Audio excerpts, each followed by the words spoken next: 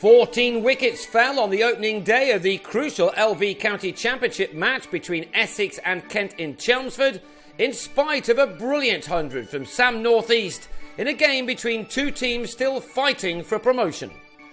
Rob Key batted after winning the toss in spite of the 10:30 start, and Daniel Bell-Drummond edged Jesse Ryder's 12th ball of the morning to Tom Wesley. It was 1 for 2 when Key fell in the next over with a thin nick behind off David Masters to go for a duck. A dozen runs later and Kent were 3 down, Brendan Nash falling LBW to Masters for 4. And the score read 14 for 4 when Masters struck for a third time in his next over, Ben Harmison giving Wesley more work to do at second slip. Darren Stevens decided to fight fire with fire, as he so often does, and he deposited Masters over mid-wicket for a 6.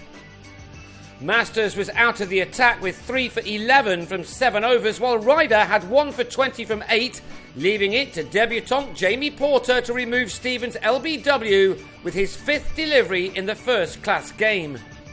It was all going Essex's way, with the visitors now on 37 for 5. Both sides have work to do to catch up those in the top 2, with a win here a must.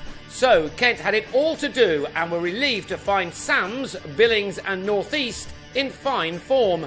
With boundaries aplenty, they were soon recovering a rather desperate situation and were able to bat through until lunch, by which time they'd taken the total to 75 for 5, and they needed to keep going together well into the afternoon. Billings has an ability to play remarkable shots, and he proved that with this audacious sweep off Masters that carried the distance. Billings just began to dominate the scoring, and his 8th 4 carried him to his 50 off 74 balls, as his partnership with Northeast moved on to 83 in 25 overs. The early difficulties appeared to be behind Kent. But then Billings on 51 was adjudged to be legged before to Graham Napier, and that began another mini-collapse. Napier was soon celebrating again as James Treadwell, back playing championship cricket for Kent after time on loan at Sussex, edged to Nick Brown.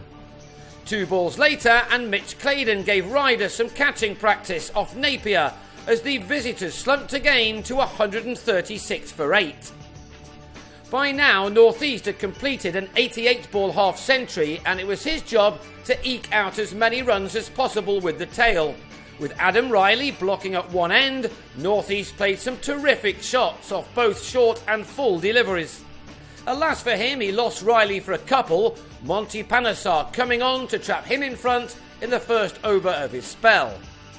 By now, Northeast had 85 of the 166 runs on the board, and he then had no option but to take over with only Matt Hunn left for company. That 6 brought up his exceptional 100 of 139 balls. It had become something of a one-man show, with Northeast scoring well in excess of half the runs on the board and 74 of the last 78 made in the innings. Without his efforts, his side may have been dismissed for a very low score, and one they would have been unable to recover from as this match developed. Northeast was just unable to earn his side a batting bonus point as he threw the bat at Ryder and was well held in the deep by Panesar, but only after making 117 of the total of 198. Then Kent struck back immediately, Wesley trying to turn the 5th ball of the Essex reply to leg, but edging Claydon to Harmison without a run on the board. Stevens' long opening spell brought him the wicket of Jake Mickleborough, who was LBW to the all-rounder for 15. Ravi Bopara looked in good shape in his half an hour stay at the crease, this one of his 3 boundaries in his 21. But he was the 13th man to fall during this day, Stevens missing 1 over to change ends, having the England man taken at slip by Treadwell in his 12th over. And he was celebrating once more in his next one, as Brown, having spent 84 balls in making his 28 runs, nicked behind to Billings. With Essex now on 67 for 4, Kent had fought back admirably with the ball, but they were to have no more success in the 8 overs that remained, with Ryder playing positively. So much so that he drove the penultimate ball of the day, delivered by Riley, for this 6.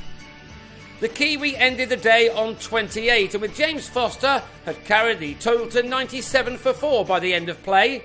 Stephen's 16 overs bringing him figures of 3 for 32.